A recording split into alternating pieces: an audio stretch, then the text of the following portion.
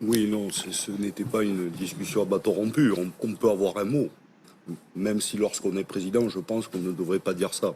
Mais ça a été lu et relu, donc validé par les conseillers de communication et donc par le président de la République. Et donc c'est une stratégie.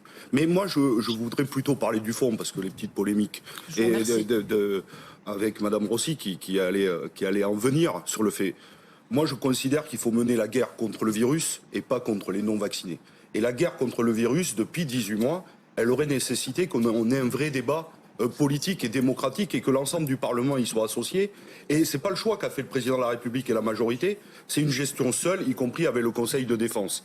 Et donc, pour le coup, on a les moyens, mais il faudrait mettre les moyens dans l'hôpital public. Ça aurait été une véritable question à poser.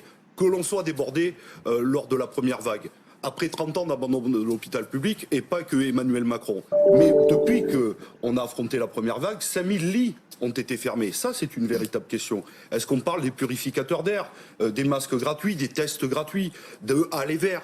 On a aller vers la vaccination. Vous voyez, c'est tout. Pour toutes les personnes vaccinées. Là, c'est le fond du sujet qu'il nous faudrait avoir. Et finalement, en vérité, le président de la République a décidé, au moment du débat parlementaire, d'enflammer le débat avec une petite phrase, après le mépris et l'arrogance, la stratégie de division.